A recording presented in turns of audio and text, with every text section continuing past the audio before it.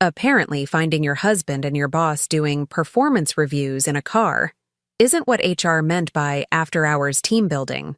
Who knew? I've always believed that timing is everything in marketing. Turns out, it's also everything when catching your husband cheating with your boss in the company parking lot at 10 p.m. on a Thursday. Talk about a premium content strategy. Premium betrayal served in a Range Rover, that is. Let me back up.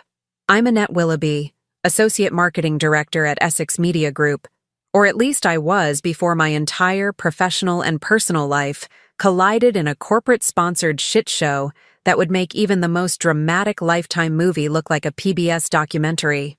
That night had been like any other in my 8-year marriage to Bennett. We'd texted about dinner plans. He was working late on a big presentation. I'd stayed at the office grinding through quarterly projections that my boss Vivian had dumped on me at 4:55 p.m., and I'd finally headed home around 9:30, exhausted but satisfied with my work. Halfway home, I realized I'd left my phone on my desk. Annoying, but not earth-shattering. I turned around, drove back to our office park in the quiet part of Westfield, Connecticut, and pulled into the nearly empty parking lot. That's when I saw it. Bennett's Range Rover, parked in the far corner under a broken light. At first, I thought, how sweet, he came to surprise me with dinner. That delusion lasted approximately 2.5 seconds before I noticed the vehicle's rhythmic rocking motion.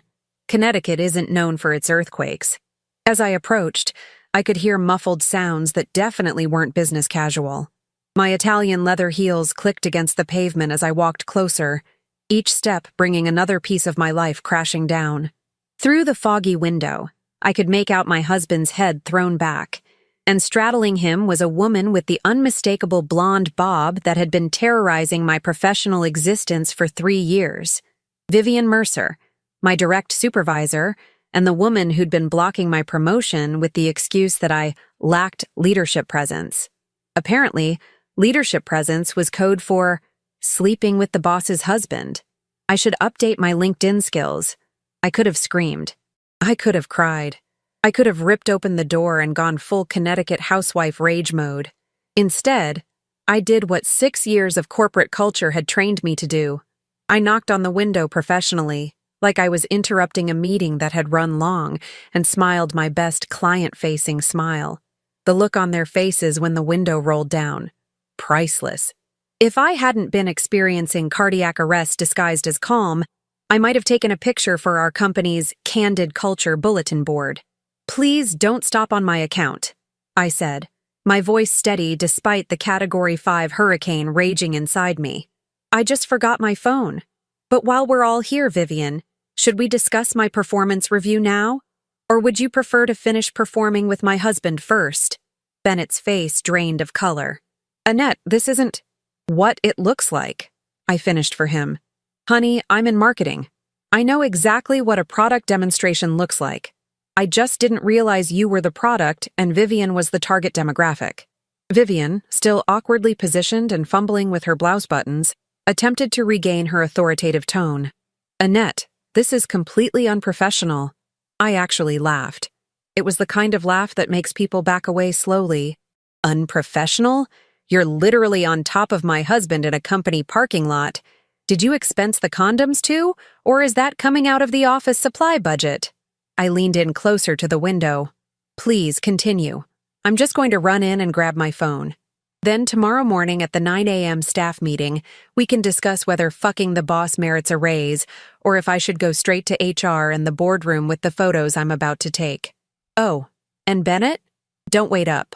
As I walked away, head high, legs somehow still working despite feeling like they'd turned to water cooler liquid, I heard the scrambling behind me, the hushed urgent whispers, the car doors opening. I didn't look back. Marketing rule number 1, never let them see your desperation. In the elevator up to our darkened office, I finally allowed myself a moment of truth. My reflection in the polished doors showed a woman I barely recognized, still put together in her theory suit and perfectly applied makeup, but with eyes that held the 1,000-yard stare of someone who'd just witnessed her life implode. Congratulations, Annette, I whispered to myself as the elevator dinged for the 12th floor. You've just been promoted to main character in your own divorce story. I grabbed my phone from my desk, noticing the 3 missed calls from Bennett, probably calling to say he'd be working late again. The irony would be delicious if it didn't taste like betrayal, and Vivian's overpriced Chanel perfume that always gave me a headache during budget meetings. As I walked back through the empty office, passing Vivian's corner office with its glass walls and motivational posters about integrity and teamwork, a strange calm washed over me. This wasn't just about my husband's infidelity or my boss's betrayal. This was about power. This was about respect. This was about the fact that for 3 years I'd been passed over for promotion while Vivian had been passing my husband under her. By the time I reached my car, Bennett's Range Rover was gone. My phone buzzed with texts from him. "It's not what you think. Please come home so we can talk." This was a huge mistake. I scrolled past them and called the one person I knew would understand the magnitude of this clusterfuck. My best friend Tessa, who happened to be a divorce attorney specializing in high-conflict cases. "Tess? It's me. You're not going to believe what just happened." "Try me," she answered, the sound of Law and Order playing in the background. Thursday nights are always when the crazy stuff goes down. I just caught Bennett having sex with Vivian in the company parking lot. The TV muted immediately. "You're Bennett? With your boss, Vivian? Holy shit, Annette." "Yeah. And tomorrow we have the quarterly presentation to the entire executive team, including the CEO. There was a pause. Then Tessa said exactly what I needed to hear. "Well, honey, I guess it's time to lean in, as they say in corporate America. How can I help?" As I drove home, not to confront Bennett, but to pack a bag and check into the Marriott for the night, I wasn't crying. I wasn't even sad exactly. Instead, I was thinking about the presentation tomorrow, about the spreadsheets I'd prepared, about the contracts I'd reviewed between our marketing department and various vendors over the past year, including, interestingly enough, the surprisingly frequent and generously budgeted contracts with Willoughby Architectural Design, Bennett's firm. Contracts that Vivian had personally approved, bypassing the usual bidding process because, as she'd explained to accounting, they were getting specialized service. Well, now I knew just how specialized that service was. By the time I checked into my hotel room, I wasn't plotting revenge. I was planning a strategy. In marketing, we call it a pivot. In real life, they call it scorched earth. I spent the night at the Marriott plotting my next move while Bennett blew up my phone with the textbook cheater's playbook. It was a mistake. It only happened a few times. She came on to me, and my personal favorite, "I was thinking about you the whole time." Right, because nothing says "I love my wife" like having your pants around your ankles with her boss. By morning, I had 17 missed calls, 32 text messages, and 1 crystal-clear mission. I showered, put on my power suit, the crimson one that Vivian once said was a bit much for client meetings, and headed to Essex Media Group for the 9 a.m. executive presentation with the composure of someone who hadn't just caught her husband playing hide the architectural blueprints with her direct supervisor. The Westfield office lobby was buzzing with the usual Friday morning energy. Account executives hyped up on overpriced Starbucks, creative directors in their carefully calculated casual attire, and the executive assistants who actually ran the place exchanging knowing glances about which VP was nursing a hangover. As I walked toward the conference room, people greeted me normally, which confirmed that news of last night's parking lot performance hadn't made the company gossip Slack channel yet. That would change approximately 47 minutes from now. I rounded the corner to see Vivian standing outside the boardroom, looking immaculate in her designer suit, but with the unmistakable darting eyes of a woman wondering if she still had a career. When she spotted me, her expression cycled through surprise, fear, and finally settling on her default, condescension with a side of corporate passive aggression. "Annette," she said with forced brightness, "I wasn't sure you'd make it this morning. You seemed upset last night." I smiled with all the warmth of a New England winter. "Vivian, I wouldn't miss this for the world. I've been preparing for it for months. Though apparently not as thoroughly as you've been preparing with my husband." She lowered her voice to an urgent whisper. "Look, we need to talk about this like adults. What happened was a performance issue?" I suggested. "Don't worry. I'm sure HR has a training module for that. Probably calls it Boundaries in the Workplace or How Not to Mount Your Subordinate's Spouse 101. The color drained from her professionally contoured face. Annette, please. This could ruin both of us. Both? I raised an eyebrow. That's funny because I'm not the one who turned the company parking lot into a drive-in theater for adultery. Before she could respond, Douglas Caldwell, our 61-year-old CEO with his trademark bow tie and perpetually confused expression, approached us. Ladies, ready for the big presentation? The whole board is here today. Absolutely, Douglas. I beamed. I've prepared some materials I think will really open everyone's eyes. Vivian shot me a panicked look as we filed into the boardroom. The executive team and board members were settling in with their coffee and pastries, blissfully unaware they were about to get front-row seats to the corporate equivalent of a reality TV showdown. As we took our seats, my phone buzzed with a text from Bennett. Please don't do anything you'll regret. I love you. We can fix this. I looked at his message and thought about the last 8 years of marriage. The house in Westfield we'd renovated together. The holidays with his parents, Marjorie and Richard, who treated me like the daughter they never had. The decision to focus on our careers instead of having children. A choice we'd made together over wine on our 5th anniversary, agreeing that our ambitions needed space to grow. I texted back, "You're right. Let's not make any hasty decisions we'll regret." Then I stood up and walked to the front of the room for my portion of the presentation. Good morning, everyone. I began, clicking to my first slide. Today, I'd like to discuss something critical to our company's integrity: vendor relationships and contract oversight. Vivian's coffee mug froze halfway to her lips. I continued with professional poise. As you know, Essex Media Group works with dozens of vendors, but I've noticed some interesting patterns over the past 3 years that warrant closer examination. Click. A chart appeared showing the growth of contracts awarded to Willoughby Architectural Design, Bennett's firm, which had mysteriously increased 347% since I'd been passed over for promotion in favor of Vivian. This particular vendor has received $1.2 million in contracts over the last 3 years, all approved directly by Director Mercer, bypassing our standard bidding process. The boardroom shifted uncomfortably as I clicked to the next slide. Copies of emails between Vivian and Bennett discussing meetings that coincided with late nights when both had told me they were working. What's particularly interesting is the pattern of communication between Director Mercer and this vendor, which suggests a relationship extending beyond professional boundaries. Douglas Caldwell leaned forward, bow tie slightly askew. Annette, where exactly are you going with this? I smiled the smile of someone who'd found the receipt for her own replacement. I'm going toward transparency, Douglas. See, what happens in the dark eventually comes to light. Or in this case, what happens in our company parking lot eventually makes its way to the boardroom. Vivian stood up so quickly her chair rolled backward into the wall. This is completely inappropriate and unprofessional. Interesting choice of words, I replied, considering I found you straddling my husband in his car last night right outside this building. The room erupted in gasps, followed by the awkward silence that only comes when highly paid executives realize they're witnessing something their conflict resolution training never covered. Douglas's mouth opened and closed like a fish thrown onto the deck of a boat. This is... Ms. Mercer? Is this accurate? Vivian's face had achieved a shade of red previously unknown to the Pantone color system. This is a private matter that has no place in a business meeting.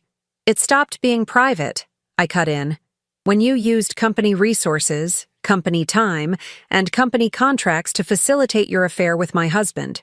And it became very much the board's business when you awarded nearly exclusive contracts to his firm without competitive bidding, violating at least 6 company policies I can name off the top of my head. I clicked to my final slide, a comparison of my performance metrics versus Vivian's over the past 3 years, alongside the dates of my rejected promotion requests and the corresponding increases in contracts to Bennett's firm. So while I originally came here today to discuss our Q4 marketing strategy, I believe the board has more pressing governance concerns to address. I've prepared a comprehensive dossier for each of you, including all relevant emails, contract details, and timeline of events. I distributed the folders I'd prepared at 3 a.m. in my hotel room. Also included is my formal complaint to HR, my updated resume, and my terms for not pursuing this matter through external channels, which would undoubtedly generate the kind of publicity our shareholders might find concerning. Douglas Caldwell looked like he'd aged 10 years in 10 minutes. Annette, perhaps we should discuss this privately. With all due respect, Douglas, handling things privately is how we ended up here. I'd prefer full transparency moving forward. I closed my laptop and gathered my materials. I'll be in my office if you need me. I believe Vivian can handle the rest of today's presentation, unless she's too busy handling other things. As I walked out, the boardroom exploded into urgent whispers. Through the glass walls, I could see Vivian gesticulating wildly, her perfect composure shattered like a dropped coffee mug on the office kitchen floor. My phone buzzed again. Another text from Bennett. Just talked to Vivian. What have you done? I smiled and typed, I've leaned in, honey. Isn't that what successful women are supposed to do? By lunchtime, the office was a war zone of whispers and side eyes. The HR director had taken up permanent residence in Douglas's office. Vivian had mysteriously taken the rest of the day off, and I sat at my desk, calmly updating my LinkedIn profile while fielding concerned texts from Tessa asking if I was doing okay, and if I needed her to come down there with legal backup. The truth? I hadn't felt this okay in years. There's something clarifying about having your life implode. Suddenly, all those workplace microaggressions and marital red flags I'd been ignoring came into sharp focus. As the afternoon wore on, Douglas's assistant approached my desk with the careful demeanor of someone delivering a bomb. Ms. Willoughby, Mr. Caldwell would like to see you in his office. I stood up, straightened my crimson blazer, and smiled. Perfect. I've been expecting his call. The best part of corporate catastrophes? They always end with a meeting. Douglas Caldwell's office was the kind of space designed to intimidate, floor-to-ceiling windows overlooking downtown Westfield, awards displayed with calculated casualness, and furniture expensive enough to make you afraid to sit on it. Today, however, he was the one who looked intimidated, his bow tie askew and forehead glistening with the shine of executive panic. Annette, please sit down. He gestured to the chair across from his desk, where our HR director, Patricia Lanford, sat with the practiced, neutral expression of someone professionally trained to witness human disasters. I took my seat with the calm of a woman holding 4 aces. I assume this is about my presentation this morning? That was unconventional, Douglas said, searching for diplomatic phrasing. While the information you presented is deeply concerning, your method of delivery was effective, I offered. Direct? A masterclass in confronting workplace misconduct? Patricia cleared her throat. Ms. Willoughby, we take allegations of impropriety very seriously. The potential conflict of interest with Ms. Mercer's vendor relationships is particularly troubling. Almost as troubling as finding her testing my husband's structural integrity in our company parking lot, I replied pleasantly. Douglas winced. Yes, well, about that personal aspect. While we sympathize with your situation, company policy typically separates personal matters from professional ones. I leaned forward. Douglas, let me save us all some time. There's nothing typically about this situation, and we both know it. Vivian used her position to direct contracts to my husband's firm while simultaneously blocking my advancement. That's not a personal matter. It's textbook corporate corruption. Patricia nodded, making notes. We've already begun reviewing the contracts and communications you provided. Preliminary findings are concerning. And Ms. Mercer? I asked, though I already knew the answer from the hushed phone calls I'd overheard through Douglas's assistant. Douglas sighed heavily. We've placed Vivian on administrative leave pending investigation. The board has requested an external audit of all vendor relationships under her supervision. I see, I said, allowing a moment of satisfaction to wash over me. Now, regarding your position, Douglas continued, the board was impressed by your thoroughness and, frankly, your restraint given the circumstances. I raised an eyebrow. My restraint? Annette, you had enough evidence to go straight to the press or file a lawsuit that would make our shareholders flee like the building was on fire. Instead, you brought it to us internally. That demonstrates loyalty to Essex that, quite frankly, we may not deserve. Now came the moment I'd been waiting for. I remained silent, letting the tension build like we do before revealing a major campaign to a client. Douglas shifted uncomfortably in his expensive chair. "We'd like to offer you Vivian's position, effective immediately." And there it was, the promotion I'd been chasing for 3 years, finally within reach. The title, the corner office, the salary bump that would add another 0 to my annual bonus. Everything I'd worked for, delivered on a silver platter of corporate damage control. "That's very generous," I replied carefully. "And what about the contracts with my husband's firm?" Patricia jumped in. "Those will be suspended pending review, of course. We'll need to establish proper vendor protocols moving forward." I nodded, thinking about Bennett, who'd sent 17 more increasingly desperate texts throughout the day, each one making my blood pressure climb another point. "I appreciate the offer, Douglas. I'll need the weekend to consider it." His face registered surprise. He'd clearly expected me to jump at the opportunity. "Of course, take the time you need. Though the board would appreciate an answer by Monday morning. We need to stabilize the marketing department quickly." "Understood. Is there anything else?" Douglas exchanged glances with Patricia. "Just, how are you doing, Annette? On a personal level? This can't be easy." I stood up, smoothing my skirt. "I'm doing exactly as well as a woman who has been underestimated her entire career should be doing. Better than expected." As I left Douglas's office, my phone rang. Bennett again. This time I answered. "Annette, thank God. Please, we need to talk." "We absolutely do." I cut him off, walking briskly toward the elevator. "I'll be home in 20 minutes. Be there." "I am. I haven't left." "Annette, I'm so sorry." "Save it for when I can see your face," I said, hanging up as the elevator doors closed. The drive home to our colonial-style house in the manicured subdivision felt surreal, like I was returning to a movie set rather than my actual life. 8 years of marriage, distilled down to a betrayal in a Range Rover. It was almost poetically awful.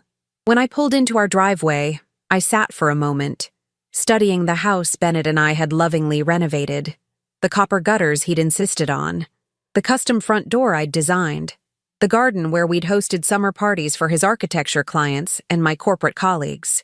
Bennett opened the front door before I could even reach for my keys, looking like he'd aged a decade overnight. Unshaven, hair disheveled, wearing the same clothes from yesterday. "Annette," he said, voice cracking. "I don't even know where to start." "Let's start with how long," I said, walking past him into the house. "How long have you been sleeping with my boss?"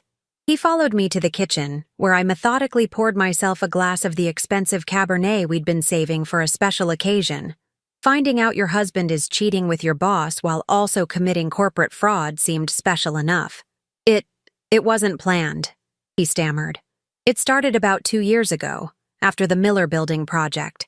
She approached me about doing more work for Essex, and things just..." "Just what, Bennett? Just accidentally fell into an ongoing affair that conveniently lined your pockets with company contracts? Just happened to sleep with the one person who controlled my professional advancement? Just coincidentally betrayed every aspect of our marriage and my career simultaneously?" I took a long sip of wine. That's quite the multitasking achievement. He sank into a kitchen chair, head in his hands. "The contracts were legitimate work. My firm did everything we billed for. At twice the market rate without competitive bidding," I added. "They've suspended all your contracts, by the way. External audit pending." His head snapped up, panic washing over his face. "They can't do that. Those projects are half our annual revenue." And there it was. His first concern wasn't our marriage, but his bottom line. Sometimes people tell you exactly who they are if you just give them enough rope.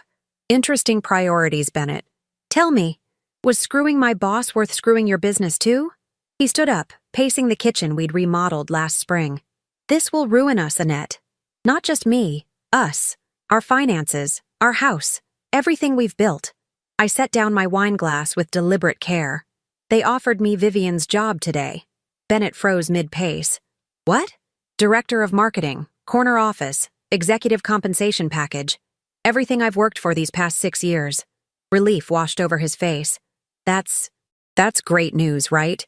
You take her position, I fix things with the contracts, we can move past this whole mess." I laughed, the sound echoing off our imported Italian tile backsplash. Wow, you really think it's that simple? That I just step into her job and forget I found you two playing hide the salami in our company parking lot? I made a terrible mistake, he pleaded. But we can fix this. Think about our future, everything we've planned. I studied him. This man I'd loved, built a life with, trusted completely. Now I saw him clearly for perhaps the first time. Not the charming architect who'd swept me off my feet, but a calculating opportunist who'd leveraged our marriage for business advantage. Our future, I repeated slowly, an idea forming in my mind. Yes, let's talk about that. I reached for my phone, pulling up my calendar. You know what? You're right. We shouldn't make hasty decisions. Here's what we're going to do. I'm going to Tessa's for the weekend. You're going to stay here and think about exactly what you want to say to me. And Monday morning, after I give Douglas my answer about the promotion, we'll talk. Relief flooded Bennett's face. That sounds reasonable. I promise, Annette, I'll make this right. As I packed an overnight bag, Bennett hovered anxiously. So you'll accept the position? I zipped my bag closed. I'm considering all my options. And us? He asked, voice small. I looked at him, the man who'd shared my bed for 8 years while secretly sharing Vivian's as well. That depends on what I decide to do with the information I have. As I drove to Tessa's condo downtown, my mind was racing. Not with grief or rage, but with crystal clear strategic planning. By the time I pulled into her driveway, I wasn't just considering Douglas's job offer. I was designing something much more satisfying. Tessa opened her door, took one look at my face, and handed me a glass of wine. You've got that look. What look? I asked, settling onto her sofa. The one that says someone's about to learn why they should have never underestimated you. She sat across from me. Spill it. What are you planning? I smiled, taking a sip of wine. Let's just say I found a unique opportunity for corporate restructuring. By Monday morning, Tessa and I had crafted a plan so beautifully vindictive that it bordered on art. I arrived at Essex Media Group at 7:30 a.m., 2 hours before my scheduled meeting with Douglas, dressed in a navy power suit that I'd previously avoided because Vivian once commented it made me look too aggressive for client meetings. Today, aggressive was precisely the look I was going for. The office was eerily quiet without Vivian's usual morning parade of demands and micromanagement.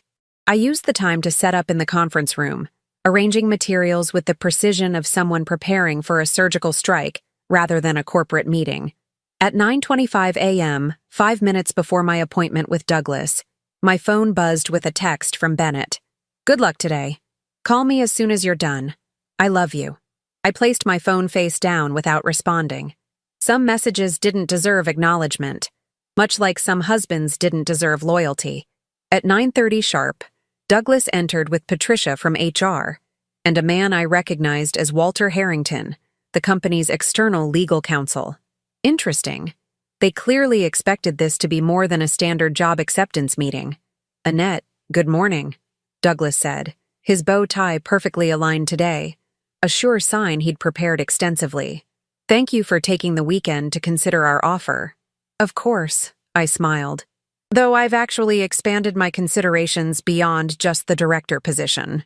Walter Harrington raised an eyebrow but said nothing as they took their seats. I began distributing folders I'd prepared. Before we discuss my decision, I'd like to walk you through some additional information I've compiled. Douglas exchanged worried glances with Patricia. Additional information? Yes. While reviewing the documentation for the vendor relationships between Essex and my husband's firm, I discovered some broader concerns. I clicked open my presentation. Specifically, I found that Vivian's preferential treatment wasn't limited to Willoughby architectural design. The first slide appeared, a network chart showing connections between several key vendors and members of the executive team. Lines connected Vivian to Bennett's firm, but also showed the CFO's brother-in-law's consulting company, the COO's wife's catering business, and Douglas's son's digital marketing agency. As you can see, nepotism appears to be less of an exception and more of an unwritten policy at Essex. Walter Harrington leaned forward, legal radar clearly pinging. Ms. Willoughby, these allegations are extremely serious. They're not allegations, Walter. They're documented facts. I clicked to the next slide showing a comparison of vendor rates versus market averages. Each of these connected vendors charges 30–50% above market rate, costing Essex approximately $3.7 million in excess fees annually. Douglas's face had achieved a shade of red typically reserved for fire hydrants and stop signs. Annette, this is highly inappropriate. That's exactly what I said when I found my husband with my boss, I replied calmly. But as you mentioned Friday, we need to separate personal issues from professional ones. This, I gestured to my presentation, is purely professional concern for corporate governance. Patricia looked physically ill. How did you access all this financial data over the weekend? I smiled. I didn't need to. It was already in the files Vivian had me prepare for quarterly reviews over the past 3 years. I just needed to actually look at them without the distraction of, trusting my superiors. Walter was frantically taking notes. Mr. Caldwell, as counsel, I must advise. One moment, Walter, Douglas interrupted, turning to me with newfound calculation in his eyes. Annette, what exactly are you proposing here? I closed my laptop. I'm declining the director of marketing position. The room fell silent. Instead, I continued, I'd like to propose the creation of a new role, Chief Compliance Officer, reporting directly to the board with a mandate to restructure our vendor relationships, implement transparent bidding processes, and ensure ethical business practices. Douglas blinked rapidly, processing. You want to become our corporate watchdog? I prefer ethics architect, but essentially, yes. I slid a document across the table. Here's my proposed compensation package, reporting structure, and 3-year mandate. You'll notice it includes complete authority over vendor selection and a seat at the executive committee. This is extortion, Douglas sputtered. No, Douglas, this is corporate accountability. Extortion would be me taking these files to the SEC or the Wall Street Journal. I smiled pleasantly. Though those remain viable Plan B options. Walter whispered urgently in Douglas's ear, while Patricia looked like she was mentally updating her LinkedIn profile. We'll need to discuss this with the board, Douglas finally said. Of course. I've already requested a meeting for 2 p.m. today. They're expecting a full briefing on the vendor relationship irregularities I discovered. I gathered my materials. I thought it would be courteous to preview it with you first. Douglas's shoulders slumped in defeat. And what about personal matters? Your husband's firm? Willoughby Architectural Design will be permanently removed from our vendor list, along with any company connected to executives without proper disclosure and competitive bidding. I stood up. I believe in separating personal and professional concerns, after all. As I walked out of the conference room, leaving 3 shell-shocked executives behind, I felt the exhilarating lightness that comes with reclaiming your power. But the day's fireworks were just beginning. At noon, I texted Bennett. Meeting with the board at 2. Can we meet at Westfield Bistro at 5? Important news to discuss. His reply was immediate. Absolutely. How did the meeting go? I didn't respond. Some surprises were best served in person. The board meeting went exactly as expected.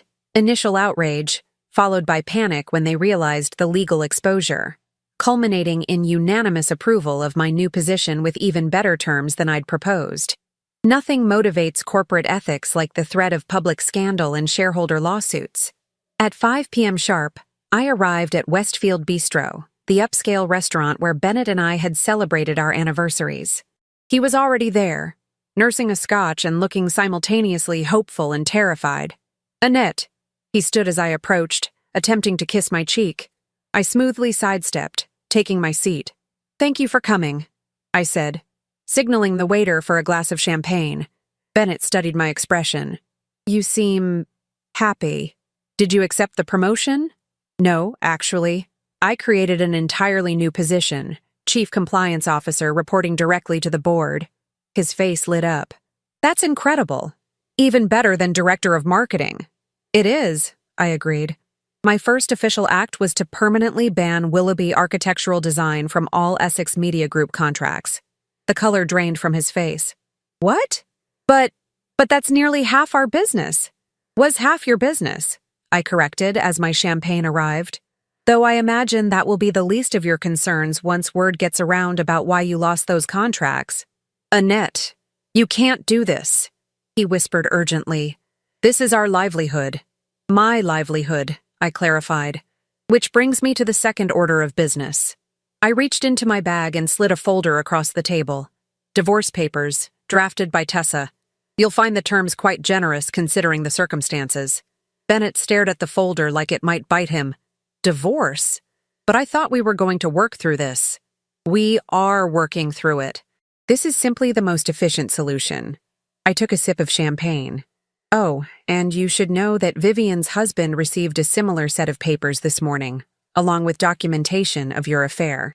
His face contorted in panic. You told Ryan? No, Tessa did. Attorney-client privilege and all that. Though I believe his exact words were, I'm going to destroy that home-wrecking architect. I shrugged. Ryan's quite well connected in Westfield real estate development, isn't he? Such a shame. Bennett's hands trembled as reality crashed down around him. This will ruin me professionally. Funny how sleeping with your wife's boss can have unintended consequences, I mused, almost as if actions have repercussions. What do you want from me? He asked, voice hollow. I leaned forward. I want you to sign those papers, pack your things, and be out of our house by Friday. I want you to agree to my terms without a fight. And most of all, I want you to remember this moment the next time you think about betraying someone who trusted you. I stood, leaving my champagne untouched. One last thing. I've frozen our joint accounts pending the divorce settlement. Your business accounts should remain operational, though I imagine they'll be rather quiet for the foreseeable future. As I walked away, he called after me, Annette, please, we can fix this. I turned back with a smile that could freeze lava. It is fixed, Bennett. Just not in the way you hoped. Outside the restaurant, I finally let myself exhale fully for the first time in days. My phone buzzed with a text from Tessa. How did Operation Architectural Destruction go? I typed back, beautifully. The demolition is complete. Wine at your place tonight to celebrate? In the corporate world, they call it restructuring.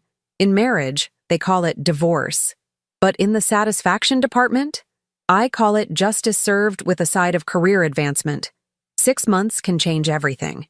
Just ask my ex-husband, who now runs a one-man architectural consulting business from a studio apartment in Stamford after most of Westfield mysteriously decided they didn't need his services. Or ask my former boss Vivian, who, according to LinkedIn, is now a self-employed marketing consultant. Corporate code for unemployable after a scandal. As for me, the nameplate on my corner office door reads, Annette Willoughby, Chief Compliance Officer, a title that strikes fear into the hearts of nepotistic executives everywhere at Essex Media Group. The company's ethics watchdog, Douglas calls me with a nervous laugh whenever he introduces me to business partners. The way he tugs at his bow tie when I enter a room suggests he's still waiting for the other shoe to drop. Good. A healthy dose of paranoia does wonders for executive honesty. My first quarter in the role transformed Essex's vendor relationships completely. We implemented transparent bidding processes, slashed inflated contracts, and redirected $2.3 million in savings toward employee benefits and bonuses. Turns out corporate ethics can actually be profitable when you're not funneling cash to your relatives. The divorce was finalized last month. Quick, clean, and devastating to Bennett's side of the ledger. Tessa earned every penny of her legal fees, crafting a settlement that left me with the house, the investments, and a satisfying percentage of Bennett's diminished future earnings. His attorney looked physically pained during the final signing. You really shouldn't have slept with my boss, I told Bennett as we left the courthouse. But you really shouldn't have underestimated my ability to connect the dots. He had the broken look of a man who'd finally realized he'd self-destructed in spectacular fashion. I never thought you'd go this far, Annette. That was always your problem, Bennett. Limited vision. I smiled pleasantly. For an architect, you never could see the big picture. Today, as I sit in my new office overlooking Westfield's town center, I can't help but reflect on the peculiar equation of betrayal.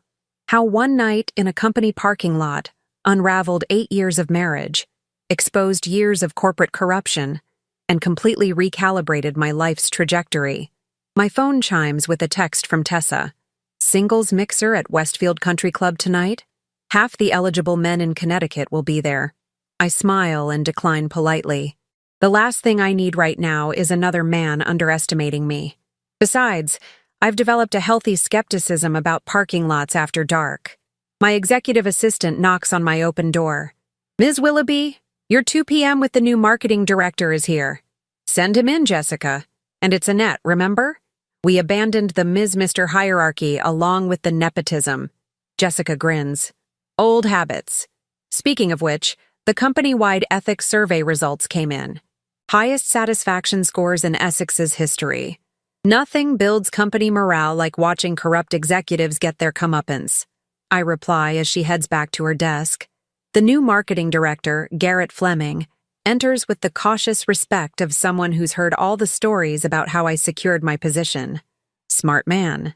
Fear mixed with professional admiration is my preferred management cocktail these days. Your proposal for the Williams campaign looks solid, I tell him after our meeting.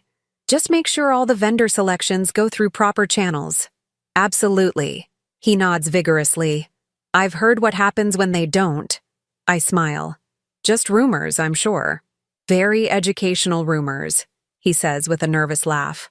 After he leaves, I stand by my office window, watching the Essex Media Group parking lot where my old life imploded 6 months ago. The same parking lot where, ironically, I now have a reserved space with my name on it. A small perk of executive status that amuses me daily. My phone rings. My mother-in-law, Marjorie. Ex-mother-in-law, technically, though she's made it clear the divorce was no reason to lose family ties. Annette, darling. Just checking if we're still on for lunch Sunday? Richard is making his famous pot roast. Wouldn't miss it, Marjorie. Some relationships survive even when marriages don't. Especially when your in-laws secretly always thought their son married up. People often ask if I regret how things played out. The public exposure, the scorched earth approach, the professional and personal carnage I left in my wake. They wonder if I could have handled it more privately, more gently, with less collateral damage. My answer is always the same. Regret is a luxury afforded to those who make small mistakes.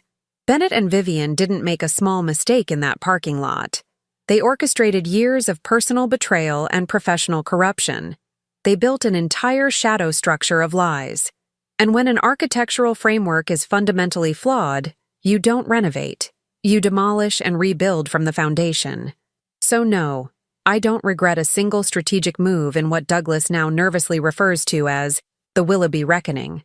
Sometimes the most powerful response to betrayal isn't crying in a corner or seeking therapy.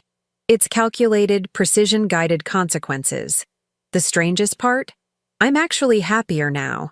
There's something clarifying about having your life detonated. It forces you to sort through the rubble and decide what's truly worth rebuilding. In my case, that didn't include a cheating husband or a toxic workplace hierarchy. Instead, I built something stronger. A life where no one underestimates me. A career where my value is unquestioned, and a future entirely of my own design. They say living well is the best revenge. I disagree. Living well while your enemies live poorly. Now that's the premium package. After the animal rescue mission from the California wildfire, I flew home earlier than planned, without telling my husband, to cook an anniversary dinner for our 8th wedding year. I tiptoed step by step toward the living room window, only to suddenly hear my husband's best friend's young child call him Daddy, while the child's mother kissed my husband and said, "Michael, you really are a wonderful father." That scene left me frozen in place. They were celebrating the birthday of a child unrelated to me, in the very house I paid for. I quietly recorded a video and left. The next morning, my husband came to my workplace and yelled, "What horrible things you did last night." My name is Michelle, 35 years old, a veterinarian and owner of Harbor Light Animal Clinic in Cambridge, Boston. After nearly 3 consecutive weeks in California, helping rescue animals injured in the wildfires, the mission ended 3 days earlier than expected, and I decided to fly home that very afternoon. I booked a noon flight from San Francisco to Boston, set to arrive early in the evening. I wanted to be home before Michael could find out, to prepare dinner for our 8th wedding anniversary. I paid extra to upgrade to business class, just to come home a bit sooner, just to see his smile when I stepped through the door with a small gift in hand. Throughout the flight, I thought of him, of his favorite dinner, the red stew I learned to cook just for him, of the burgundy bottle we'd been saving for a special occasion. I pictured him opening the door, surprised, then smiling. In my suitcase was a special gift, a silver necklace engraved with a wolf's paw, symbolizing loyalty, which I picked out after a successful surgery on an injured old dog in California. I believed it would be the perfect gift for a perfect anniversary. But life is rarely as perfect as we imagine. When the Uber dropped me off in front of our quiet neighborhood in Cambridge, I saw a silver sedan parked outside the house. That car, disturbingly familiar. I looked through the window and felt my chest tighten. It was Tiffany's Honda, Michael's close colleague and friend, a third-grade teacher at the nearby elementary school. I remembered clearly, just yesterday morning, Tiffany had posted on Instagram that she'd be attending a 3-day teacher conference in Worcester. So why was she here, while I hadn't even returned home yet? A cold intuition made me ask the driver to drop me off at the end of the street. I quietly walked to the house, carrying the small gift box. The closer I got, the clearer the voices and laughter from inside became. Warm, intimate, familiar, but not meant for me. Through the slightly open door, I saw Michael blowing out candles with a little girl.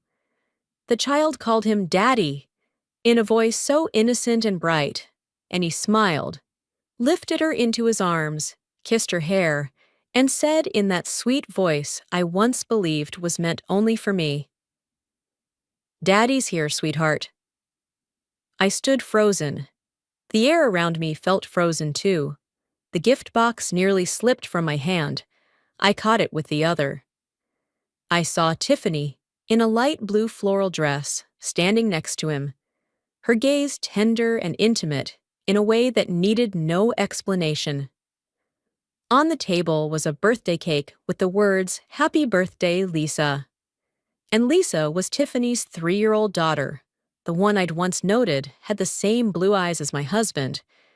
I used to think they were just close friends, that Michael was only helping Tiffany because she was a single mom.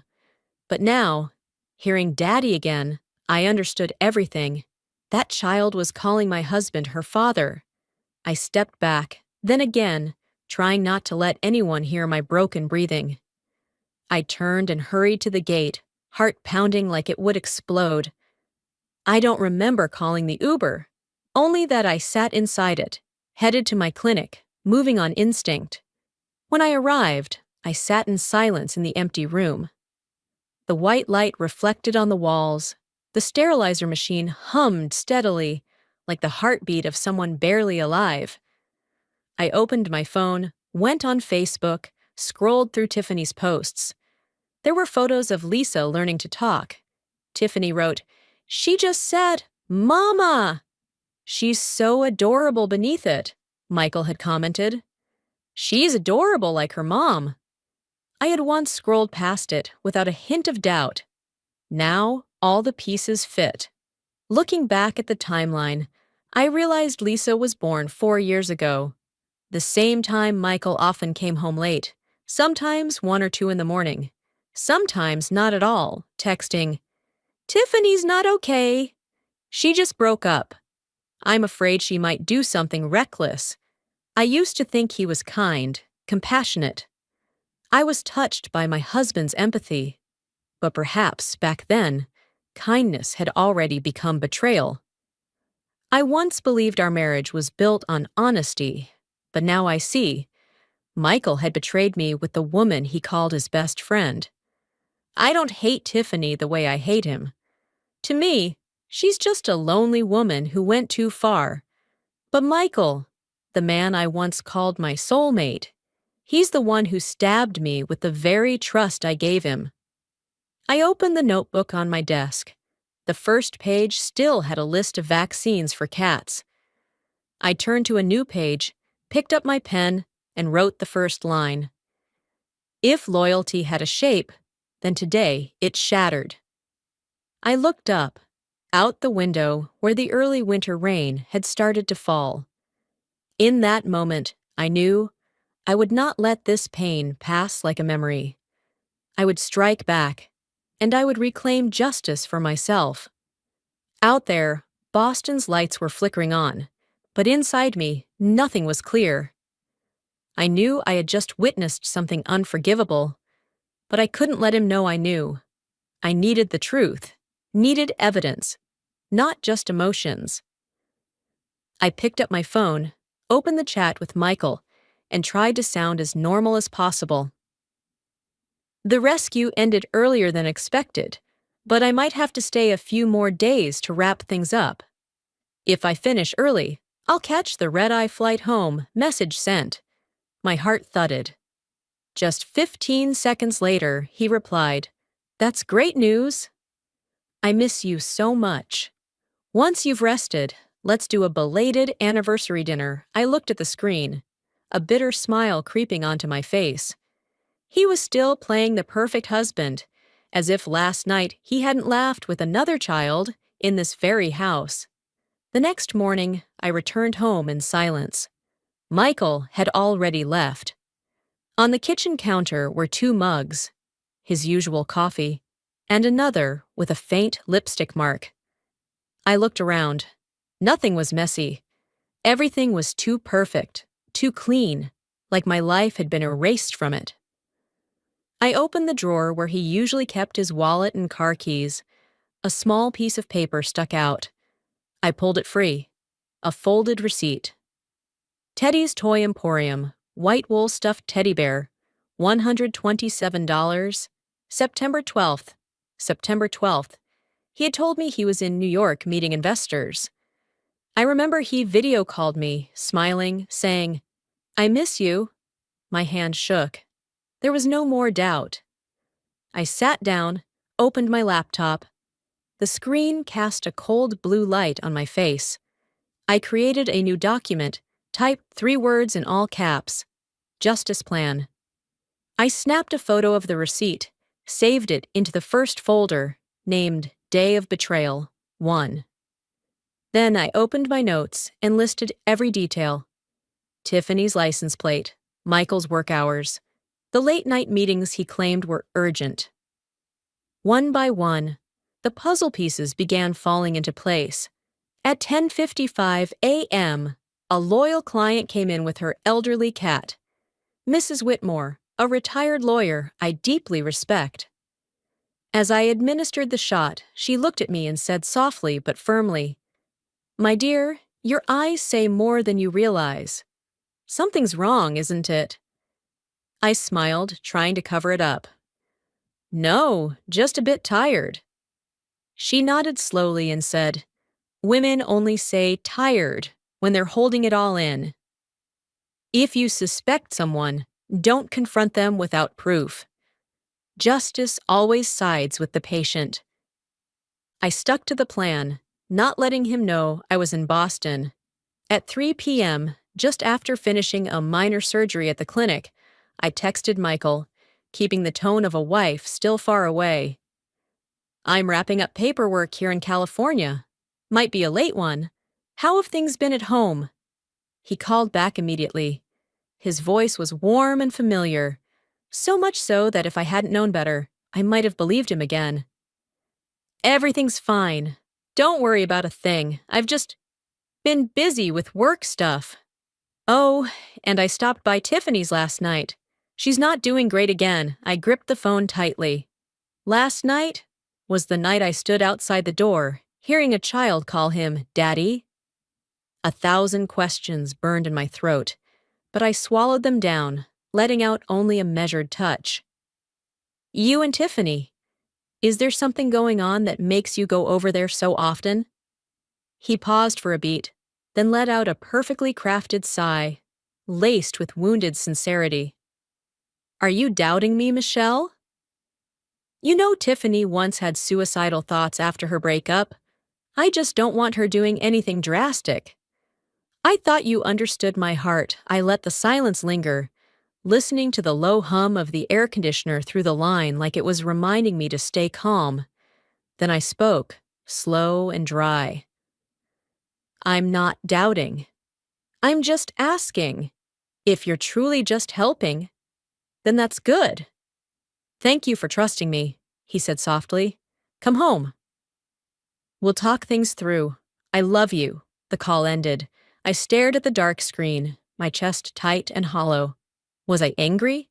Yes. But more terrifying was that I no longer wanted to argue. Not yet. Not without proof. That night, alone in the clinic office, I opened our joint bank app and reviewed recent transactions. The words appeared like a black ink stain. Transfer, $2,000. Recipient, Tiffany M. Note: Take care, birthday. 2041. I leaned back in my chair, hearing my heartbeat in every harsh thud. 8:41 p.m. Right after that call with me, he sent her money, with a note that read, Take care. I screenshot the transfer and saved it to the Justice Plan folder. Transfer 2000 Tiffany 2041 PNG. I reopened the photo of Tiffany's silver car outside the house and added it to the evidence log. The pieces were falling into place. I searched my contacts for Mildred Harper, divorce attorney, a former client who once brought in her beagle for vaccines. I typed a quick email, attaching the teddy bear receipt and the screenshot. Dear Mildred, this is Michelle from Harbor Light Animal Clinic. I urgently need legal consultation regarding marriage and finances, possible infidelity, transfers from joint accounts to a third party, and procedures for requesting DNA testing. Attached are 2 initial pieces of evidence. I want to proceed lawfully and quietly until I have a complete file. Thank you. The send button turned gray. I rested my forehead against the back of my hand. Outside the clinic window, Boston glowed like a chessboard, each lit square a story no one else knows. On the desk, the Justice Plan notebook lay open. I added a new line. Day of betrayal. 2. The first lie has been recorded. The distance between pity and complicity is just one excuse. I turned off the lights. In the dark, I heard something faint, the sound of trust falling to the bottom of my heart, and I knew, from this moment on, every road would lead to the truth. I barely slept that night. I lay curled on the small sofa in my clinic office, listening to the rain tapping on the roof and the wind slipping through the window frame. At first light, I brewed a strong black coffee, opened my laptop, and began combing through our joint account. Michael still believed I was in California. He had no idea I was less than 10 kilometers away, here in Cambridge, working on a plan taking shape. In the transaction history, a long list of unusual expenses appeared, like puzzle pieces I'd never seen before. Maple Leaf Elementary tuition, $3,800. Kids Planet Toy Store, $215. Happy Moments Birthday Photo Studio, $640. All notes repeated one name, Lisa. I opened my notebook and began building a timeline, left column for transaction dates, right column for the excuses Michael had given. Business trips. September 12th. White teddy bear. Meeting investor in New York. November 4th. Maple Leaf tuition. Trip to Dallas. December 21st. Birthday photo shoot. Year-end meeting in Chicago. Each line matched chillingly. For 4 years, every night I stayed up saving the lives of helpless creatures. He was raising another family. With the money I earned. Near noon, my phone buzzed. A reply from Mildred Harper, the lawyer I had emailed the night before. Michelle, I've reviewed your materials. This is a clear case of infidelity and financial abuse. Do not confront him yet. Keep gathering evidence, statements, transfers, invoices, every expense. I recommend preparing a divorce petition and a DNA test request. Stay calm, keep him unaware. Justice takes time, but we will get it. I read the email 3 times, then typed back. Understood. I'll gather more over the next few days. He won't suspect a thing until it's too late. 30 minutes later, I sent Michael a short message, setting the next piece in motion. I'm back in Boston. Tired, but okay. I think I'll stay home for a few days before returning to work.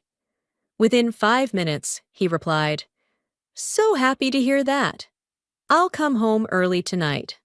I want to make things right, Michelle. I looked at the screen. A faint smile crossed my face. He still thought I'd just arrived. He had no idea I'd seen everything. That evening, Michael came home earlier than usual. He brought tulips, the flowers I used to love, but now only felt like a chokehold. He smiled, wrapped his arms around me from behind. His cologne hadn't changed, familiar enough to make my chest ache. I'm sorry I haven't been more attentive, he whispered. You've been so tired. What if we took a weekend in Maine? I turned to him, smiling lightly, voice calm as air. Sounds nice. I could use a break, too. He took my hand, looked deep into my eyes, and I saw a man who could act down to the last detail. I only nodded. I had to pretend. Mildred's advice echoed. Don't confront him without enough evidence. While he showered, I opened my phone, captured the latest bank statement, and emailed it to Mildred. In the notes, I typed, This month shows a new $5,200 transfer to account HM. Coincides with Maple Leaf tuition. Likely Tiffany Morgan. I saved a copy, turned off the screen. Michael stepped out of the bathroom, hair still damp, wearing that familiar half-smile. The smile that once made me love him, and now left me hollow. Thank you for believing in me, he said. I promise, everything will be okay. I only nodded. That night, while he slept, I lay still, phone glowing under the covers, and wrote one more line in the justice plan. He says he loves me with words. But he pays for another love. And money doesn't lie. Outside the window, Boston's rain returned. In the soft yellow glow of the lamp, I looked at the man lying beside me and knew that from now on, every breath he took was part of my plan. 3 days later, Michael told me to dress up for his firm's fundraiser, a high-profile event for major investors in the financial sector. He said it was a chance for us to show up as a couple again after such a busy time. And I understood instantly. He needed the mask of a happy marriage. I chose a fitted long black dress, paired with the ivory silk shawl he'd gifted me for our 3rd anniversary. Everything was curated, from outfit to smile. As we stepped into the grand lobby of the Fairmont Copley, hundreds of crystal glasses sparkled under golden chandeliers, soft jazz weaving between murmured conversations. He placed his hand on my back and whispered, You've always been the best part of my life. I smiled faintly. A good liar always sweetens the blade. The event began. Michael mingled with groups of guests, shaking hands, laughing, proudly introducing me. This is Michelle, my biggest supporter through every step of my career. Everyone looked at us like a perfect couple. I smiled politely, listening quietly, feeling the invisible cracks beneath the polished surface. And then I saw her. Tiffany, in a pale violet dress, her hair softly curled, wearing a silver star brooch. She entered the hall like a guest of honor, name badge in hand. Tiffany Morgan, community education consultant. I nearly laughed. Consultant? She had just been promoted in Michael's new narrative, his sponsored project. Michael saw her, and for a split second, their eyes met. Something electric passed between them, long enough for me to recognize a look he never gave me. She nodded. He gave a subtle nod back. But just minutes later, they clinked glasses and exchanged a warm smile, the kind shared by two people who've known more than wine.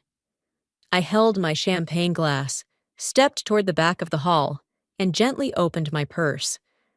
Beneath tissues and lipstick, my phone was recording. I aimed the camera in their direction, pretending to check messages while it captured every second of Michael and Tiffany's interaction, the smile of two people who knew exactly who they were deceiving. I didn't drink another drop. I just stood there, watching, reminding myself, sometimes justice doesn't come from courtrooms, but from the moments people think no one's watching.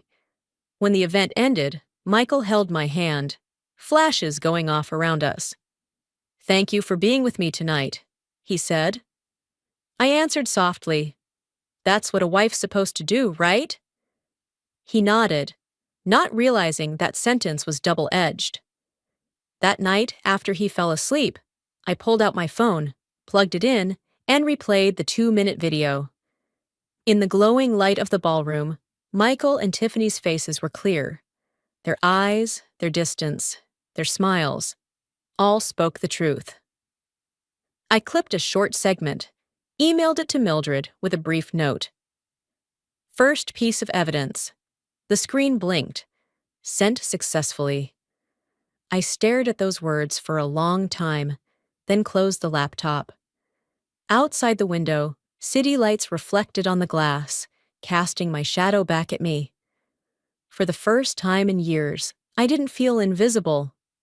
I was coming back, not as a wife, but as the woman rewriting her own justice. The next morning, I arrived at Mildred's office in downtown Boston. A light rain was falling, mist veiling Beacon Street like a gray curtain. I walked in, carrying the USB drive with the footage from last night's fundraiser. Mildred was waiting in her small office full of divorce files, her gaze firm yet full of empathy. I sat down, my hands still cold, but my voice steady. "I'm ready now, Mildred." "Enough is enough." She nodded, plugged the USB in, and watched the short video. The glow of the screen lit up her stern face. After a few silent seconds, she said slowly, "This is more than clear. We'll begin divorce proceedings immediately, and I want you to request a DNA test to confirm that child is Michael's. If so, he can be charged with concealing a dependent and financial misrepresentation." I listened to every word, like hearing the war drums at the start of a true battle. That same morning, Mildred helped me file the official divorce petition with the Suffolk County Court. The packet was over 10 pages long, with all evidence attached: bank statements, transfers, receipts, the video. I signed my name at the bottom, my pen shaking slightly, but the stroke resolute. That afternoon, Mildred contacted the Massachusetts Child Support Enforcement Agency, reporting suspicions of Michael hiding a child, an act subject to civil charges and severe penalties. I sat across from her, watching each fax go out, my heart pounding yet strangely relieved. Every sheet sent peeled back another layer of his mask. But Mildred knew that to win, I'd need more than paperwork, visual evidence. She referred me to Joseph Turner, a private investigator she'd worked with on high-stakes financial divorce cases. That afternoon, we met at a small cafe near the Charles River. Joseph was in his 40s, tall, quiet, eyes sharp as blades. After my brief summary, he asked only one question. "What level of evidence are you after?" "Suspicion or certainty?" I answered clearly, "Certainty and legal." 2 days later, I received an email from Joseph. Subject line, "Initial observations." He wrote concisely, with attached photos and a detailed report. Michael left his office at least 3 times this week during lunch, around 12:10 to 1:45 p.m. He drove to Riverview Place Apartments in Somerville, where Tiffany Morgan resides. He parked in the garage and went up to apartment 307. He stayed about an hour and a half, then returned to work by 2 p.m., as if coming back from a client lunch. I opened each photo. Undeniable. Michael stepping out of his car, holding a paper bag from a nearby bakery, smiling as Tiffany opened the door. Pictures of them leaving the unit together, her walking him to the parking lot, brushing his shoulder before he walked away. Joseph concluded, "The visits are consistent every Tuesday and Thursday." This constitutes repeated infidelity. I stared at the images, no longer in pain, only cold and resolved.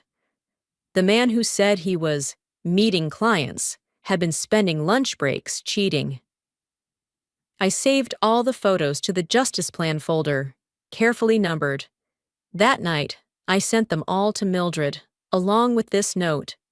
"Mildred, here is direct evidence. He meets Tiffany twice a week during lunch. Enough for court."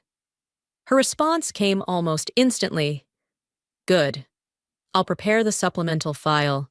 From now on, Michelle, every step you take is protected by law.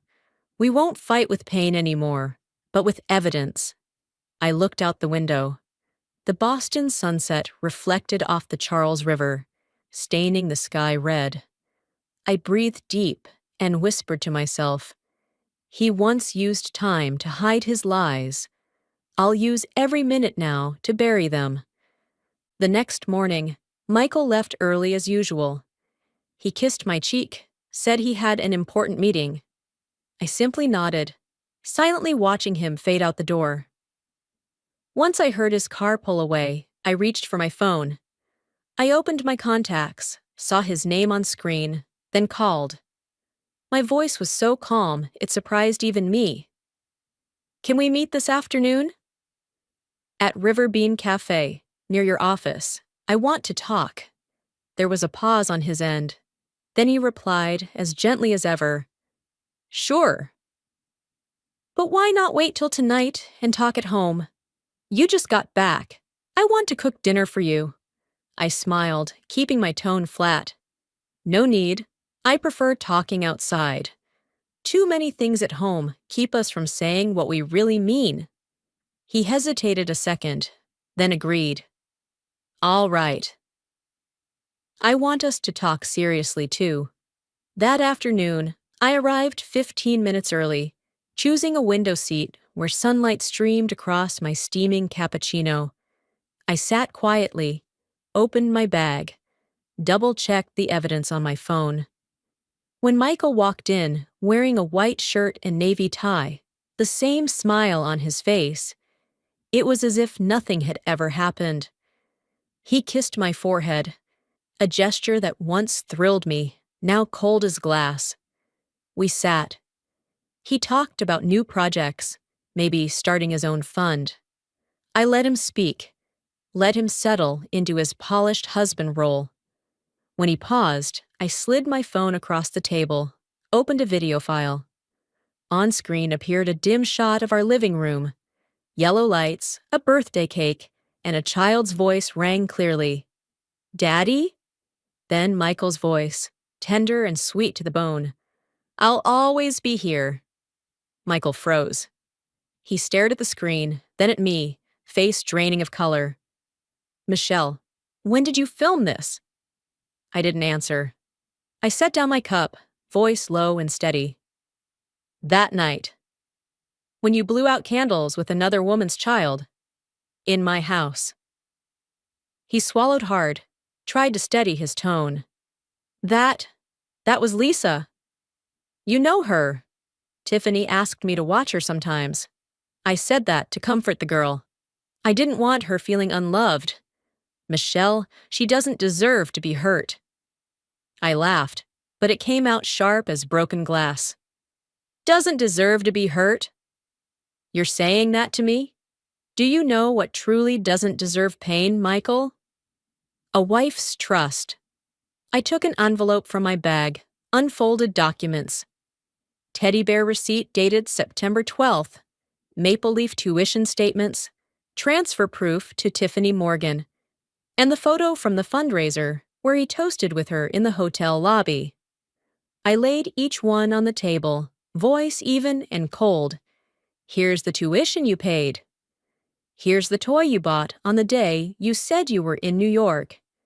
And here, the moral man, toasting with his mistress at a company event. He couldn't speak. I saw his throat twitch, hands shaking as he stared at the evidence. Finally, he lowered his head, voice rough. I'm sorry. Michelle, I messed up. I was stupid, cowardly. I didn't know it would go this far. It's all my fault, mine alone. I looked at him, no longer the man who was once my whole world, but just someone who had lost the game he rigged. I said softly, eyes fixed on my cooling coffee. You have 24 hours to leave the house. After that, my attorney will contact you. Don't try to appeal to emotion anymore, Michael. I have proof, and I have the law. He looked up, eyes drained, not angry, just a man who'd lost everything. I stood, placed cash on the table, and said quietly, without looking back, Thank you. Because of you, I learned how to trust myself. I walked out, leaving behind a man bowed in silence. Outside, the wind stirred, coffee scent mingling with autumn leaves. I opened my phone and texted Mildred. It's done. He confessed, ready for the next step. I turned off the screen, stood to leave. But just as my hand touched the door, Michael's voice called from behind, no longer trembling or regretful, but cold and bitter. If you think you can take me down that easily, you're wrong. I'll hire the best attorney in Boston. That house, your clinic, they're marital assets. You won't keep anything. I paused a second, turned to face him. His eyes no longer held guilt, but fear of losing control. I replied softly, but loud enough. Then try me, Michael. This time, the law is on my side. I turned, pushed open the door, and stepped out. Behind me, his heavy breathing dissolved into the cold wind. Outside, Boston was foggy, the streetlights reflecting off the Charles like 1,000 mirrors, revealing a woman who had just stopped being afraid. That evening, the house was eerily quiet. After the confrontation at the cafe, Michael hadn't dared return. I sat in front of my computer with only the ticking wall clock and the soft rain brushing against the window as company. I opened the browser, the cursor blinking in the search box. Boston Women's Forum, Marriage and Family section. I logged in with an anonymous account named The Vet's Wife. With trembling fingers, I typed, not with rage, but with the stillness of someone who had seen everything. My husband is a successful man in finance. He speaks of ethics, trust, and family, all while secretly betraying me for 4 years with the woman he called his best friend. They have a child together, while I was still clinging to the belief that our marriage could be saved. I'm not looking for pity. I just want other women to know, when a man says he's meeting a client, sometimes he's just with someone else. I reread the post, then hit submit. Within minutes, hundreds of views. An hour later, over 5,000. Comments poured in. Women sharing similar stories, words of support, others outraged on my behalf. One wrote, "Is he with Brightfield Capital? I heard of a CEO who preaches ethics but lives a lie."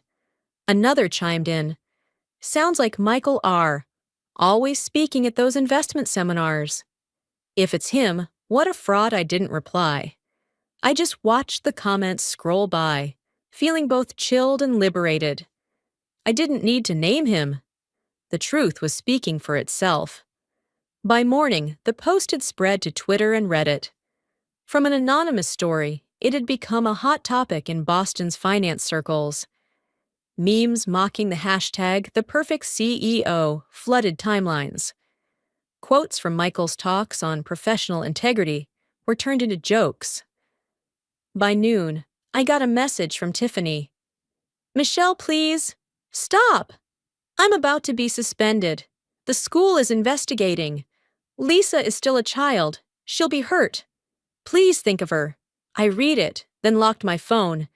I didn't hate Tiffany, but I owed her nothing. They chose this path. I was just shining a light where they tried to keep it dark. That same afternoon, Mildred called. Her voice was calm but pleased. "Michelle, the news is spreading faster than I thought. Brightfield's investors are demanding an internal audit. They want to know how much Michael spent on undocumented expenses. Shall I submit the bank statements?" I replied quietly, "Do it. I want it all out in the open." That night, Michael came home. His shirt wrinkled, tie loose. He threw his keys on the table, eyes frantic. "What did you do, Michelle?" "The office is a mess. Investors are threatening to pull out. Do you want me to lose everything?" I looked at him, expression steady, unshaken. "No, Michael. I didn't do anything. You did." 4 years ago, he fell silent, bit his lip, and walked out. The door clicked shut, leaving only his fading cologne in the air. I sat down, opened my anonymous post. Over 12,000 shares. No names needed. All of Boston knew. I opened the Justice Plan notebook and wrote one more line. Sometimes, to expose darkness, you just have to turn on a small light. The glow of the screen lit my face, no longer that of a betrayed wife, but of a woman who had made the liar tremble before the truth. 2 days after the post, I did nothing more. I didn't need to. Once the truth had been revealed, it found its own way forward. I only took calls from Mildred and waited to see how justice would unfold. That morning, Mildred called me from her office.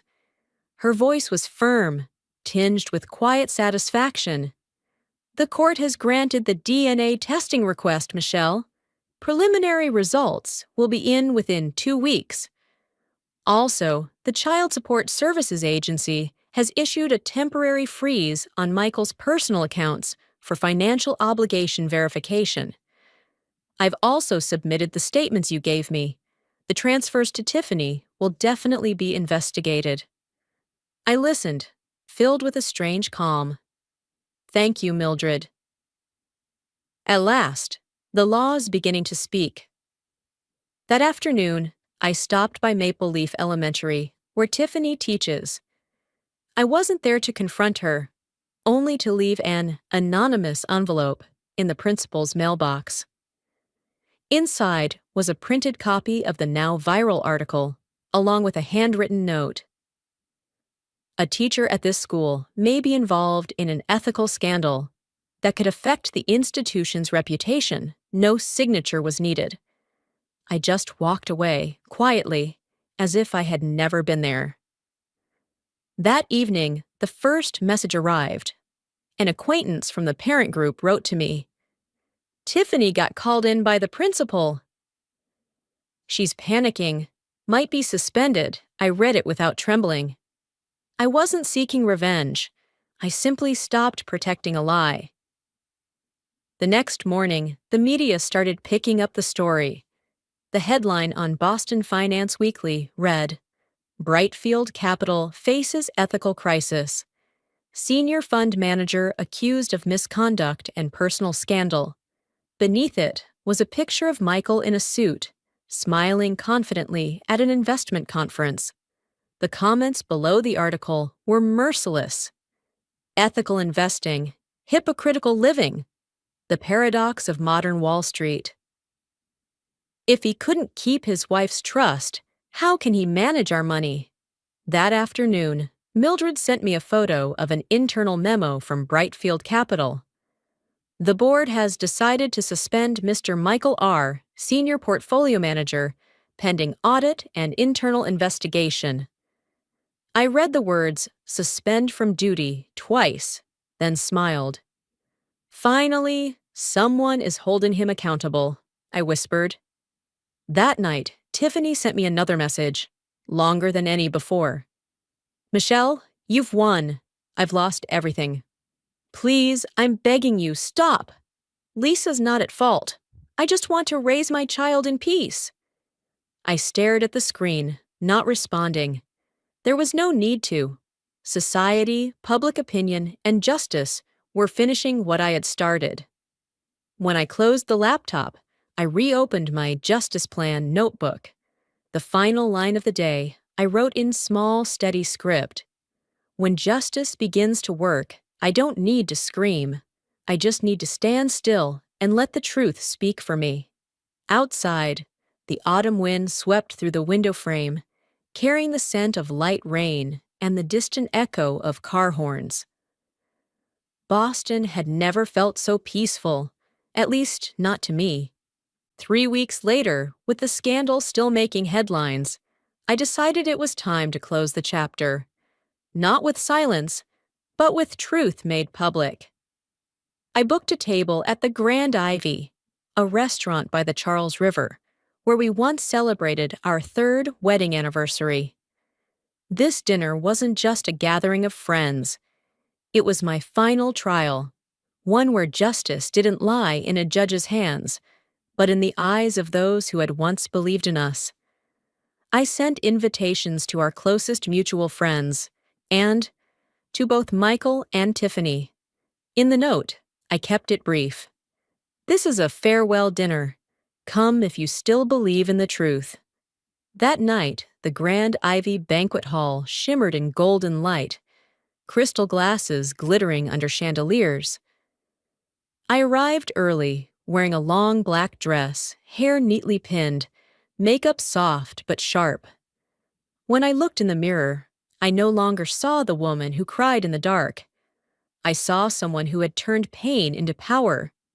One by one, my friends arrived. The Whitleys, Jenny and Mark, a few colleagues from the vet clinic.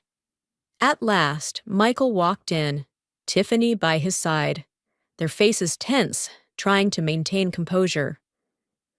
I smiled and welcomed guests as if nothing had happened. As dinner neared its end, I rose gently and lifted my glass. Thank you all for coming. Tonight, I won't say much. I just want to share one thing. The truth sometimes needs light, and tonight, I want to shine that light. The room fell silent. I signaled the tech staff. The large screen at the back lit up. The image appeared. The very video I had recorded that night in my own living room. Lisa's voice rang out, innocent and clear. Daddy? Then Michael's, warm and affectionate. I'll always be here. A few gasps. Some covered their mouths. All eyes turned to Michael. But I didn't stop there. I played the DNA results Mildred had sent just yesterday. The test confirms a 99.97% probability of biological relation between Michael R. and Lisa Morgan. The banquet hall was silent. I could hear Tiffany's sharp breaths in the corner. She broke into sobs, her hand trembling as she clutched Michael's arm. He only bowed his head, his face pale. I stepped into the center of the hall, voice steady and clear. 4 years. 4 years of lies, of promises, of nights I believed you were working late. I don't need an explanation. I just want everyone to see. Justice doesn't always come from courtrooms. Sometimes it comes from ending silence. No one spoke for a few seconds. Then Jenny, who once attended our wedding, stood first. Michelle, I believe you. Then Mark, then the Whitleys. Then one by one, everyone stood, slowly but resolutely. There's no room for betrayal in our circle. Tiffany buried her face, tears soaking the napkin. Michael still didn't lift his head, hands clenched tightly as if holding on to the last shred of pride. I looked at them one last time and nodded. Thank you for coming. Thank you for listening. From now on, I hope you two live truthfully with each other, the way I've lived truthfully with myself. I walked out, leaving behind heavy stares, whispered words, and a truth freshly unveiled under the glamorous lights. The breeze off the Charles River brushed gently past, carrying a soft chill. I stood on the steps, breathing deep. Behind me, an old chapter was collapsing. Ahead, a new one was opening. No more lies, only light and freedom. 3 days after the evening at the Grand Ivy, the storm officially broke. The news spread faster than Michelle had imagined. On financial media sites, bold headlines emerged. Brightfield Capital under internal investigation amid ethics scandal and alleged embezzlement. At the Brightfield office, the tension was palpable. David Clark, a longtime partner and head of auditing, discovered irregularities in spending. In an internal email, he wrote, "A sum of $120,000 was withdrawn from the contingency fund 3 months ago, without valid invoices. Upon review, the transaction was made by Michael R., labeled as Maple Leaf Community Project Support. But David didn't take long to connect Maple Leaf to the elementary school where Tiffany Morgan teaches. He immediately contacted Mildred, Michelle's attorney, to verify the connection. When cross-referenced with Michelle's evidence, tuition receipts, bank transfers, gifts, and aligned expenditures, everything became alarmingly clear. Michael had embezzled company funds to support his mistress and their child. Mildred forwarded the entire case file to Brightfield's Audit Division and the Massachusetts Financial Oversight Committee. Within 48 hours, Brightfield Capital released a public statement. "We have terminated Mr. Michael R., Senior Portfolio Manager, for serious breaches of ethical and financial conduct. His personal accounts have been frozen pending investigation. Authorities are proceeding with prosecution. As for Tiffany Morgan, after her suspension, she was officially dismissed from Maple Leaf Elementary for seriously damaging the school's reputation." She packed her desk in silence, her face gaunt, while colleagues avoided eye contact as she walked the hallway. Meanwhile, Michelle visited her lawyer's office. She signed the divorce papers, the final page ending 8 years of marriage. The court awarded her full ownership of the Cambridge home and the Harbor Light Animal Clinic. Michael didn't contest. Perhaps he knew he no longer had the right. A few days later, the Child Support Agency issued its official ruling. Mr. Michael R. is ordered to reimburse all past expenses and provide ongoing financial support for the child Lisa Morgan. Per Massachusetts state law, Mildred informed Michelle that the case had been referred to the Bureau of Financial Investigations for embezzlement and fraud. The proposed sentence could reach up to 6 years in prison. That evening, Michelle returned home, sitting in the empty kitchen. The soft yellow light fell across the wooden table, once the setting for dinners, stories, and laughter. She opened her laptop and read the latest headline. "Former Brightfield Fund Manager faces embezzlement charges. Estimated losses at $120,000. She closed her eyes and breathed deeply. No more tears, no more shaking. Only peace, the kind found by those who have weathered the storm and remained standing. "Justice begins with truth," she whispered. The wind whispered through the window, carrying the chill of Boston's November air. Michelle looked outside. The sky still dark, but in the distance, streetlights shimmered on the surface of the Charles River, sparkling like a quiet promise that even the deepest darkness must one day give way to light.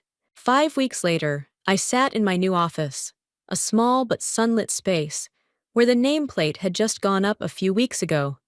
Phoenix Divorce Solutions. The name Phoenix was not just a symbol of rebirth.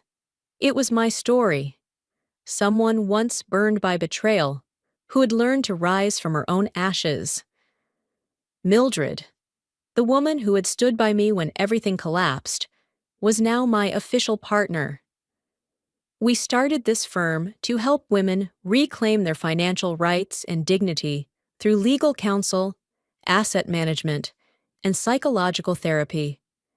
Every day, I met new faces. A middle-aged woman clutching bank statements her husband had controlled. A young mother holding her child, her eyes lost but resilient. I saw myself in them. Women who once thought justice was a luxury until they learned how to claim it. One afternoon, I was invited to speak at the Women's Financial Freedom Conference, an event bringing together hundreds of women, lawyers, entrepreneurs, and social activists. As I stood on stage, the spotlight on me, I saw eyes looking up, expectant, empathetic, trusting. I began. There was a time I believed justice meant making others pay. But then I realized true justice is when you get yourself back, when pain no longer controls you, but becomes the strength to lift others. The applause was long and warm. Mildred smiled from the front row, nodding gently, a silent blessing. 2 months later, I heard Michael had been sentenced to 6 years in prison for embezzlement and financial fraud. He was stripped of all authority in the investment world, lost his reputation, lost everything he once took pride in. As for Tiffany, after being fired from the school, she moved back in with her parents in suburban Worcester, unable to find new work. I didn't feel joy, nor sadness. It was simply a natural consequence, the result of choices they had made. As for me, I returned to the simple life I had once forgotten. On weekends, I visited the Animal Rescue Center in Cambridge, where it all began. I adopted 3 abandoned animals, an old Labrador, a limping corgi, and a black cat named Midnight. I cared for them, played with them, and sometimes smiled at the thought that by saving these small lives, I was saving myself. In the late afternoon, as the sun dipped behind flaming red trees, I sat by the window, watching people pass by. A hot cup of tea on the table, 3 animals curled up beneath my feet. I thought to myself, justice doesn't end with punishment. It ends with peace. And for me, peace had begun. On an early winter morning, the season's first snow fell gently on the glass roof of the Cambridge Rescue Center. I stopped by as usual, but today a special soul caught my attention. A small golden-haired dog, blind, yet still lifting its head at every sound. They said it had been rescued from the wildfires in California the year before, during the same time I was there on a work trip. They hadn't named it yet, but I simply smiled and said, "Her name is Hope." As I held Hope in my arms, I felt my heart beat with a new rhythm, no longer heavy, but light as breath. She trembled in my hands, seeking warmth, and I realized I had once been just like her, lost in darkness, guided only by the feeling in my chest. I brought Hope home, settling her beside the 3 other little creatures. They curled around her, as if they understood that here, no one had anything left to fear. That afternoon, while reorganizing my office, I found a small box high on the shelf. Inside was the silver necklace I had once planned to give Michael for our 8th anniversary. I held it for a long moment, then hung it on the wall beside my desk. In the dim light, the silver glinted like a quiet reminder. Beneath it, I carved into a wooden plaque. Loyalty belongs only to honesty. That night, I opened my justice plan notebook again. The pages were filled with handwritten notes, evidence, statements, old tears, all now lying silent before me. I turned to the last page and wrote a single line, short but enough to close the journey. I didn't lose everything. I only lost an illusion. I closed the notebook and placed it on the shelf. Outside, the wind brushed past the window, carrying the sounds of ordinary life, traffic, laughter, hope softly barking in her sleep. And I knew my life had truly begun again.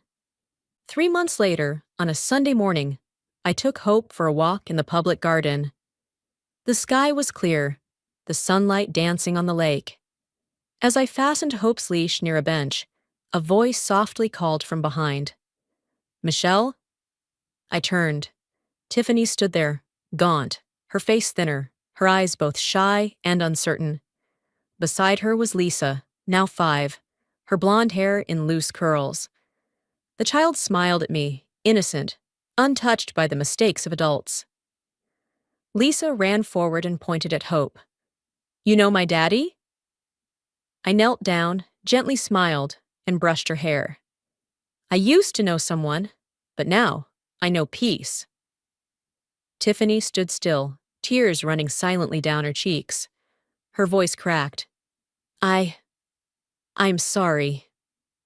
I lost everything, and I know you never wanted that. I just wanted to say thank you for not destroying me the way I did to you." I looked at her for a long moment, my voice soft as the breeze. "I never wanted anyone to suffer, Tiffany. I just needed peace. The rest, each of us has to face what we've sown." Tiffany nodded, took Lisa's hand, and walked away. I watched them go. No hatred, no pity, only a sadness light as dust in the sun. That afternoon, my sister Rebecca called.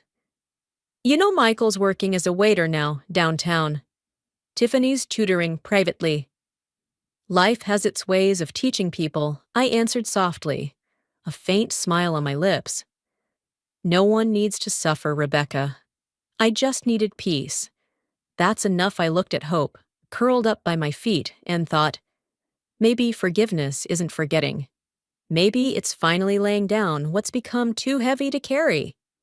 A few months later, I was invited to speak on the popular podcast, Women Who Rise. That day's topic, Women and Rebirth After Betrayal. I sat before the microphone, warm yellow lights shining down, the host's voice calm and kind. "Michelle, if you could say just one thing to the women listening right now, what would it be?" I smiled, looking straight into the recorder. Betrayal doesn't end you. It only ends the illusion of who you trusted. The only thing that truly ends a woman is when she stops believing in herself. The room was silent for a few seconds. Then the host gently placed a hand on my shoulder and nodded. Final scene. That evening, I walked Hope along the banks of the Charles River. The sunset glowed warm orange, mirrored on the water. Hope walked slowly beside me, ears low, cautious but steady. Like me, step by step, finding direction in a new world. The breeze passed by, carrying the scent of autumn leaves and the distant chime of church bells. I looked up and smiled, not because the past was gone, but because it no longer defined me. Justice begins with truth. Peace begins when you forgive yourself. The screen faded to black, leaving only the reflection of sunset on water and the image of Michelle and Hope continuing their walk toward the light. If this story touched you, please click like so more women can find it. And don't forget to subscribe, so together we can spread real journeys where justice isn't just a verdict, but the peace we reclaim for ourselves.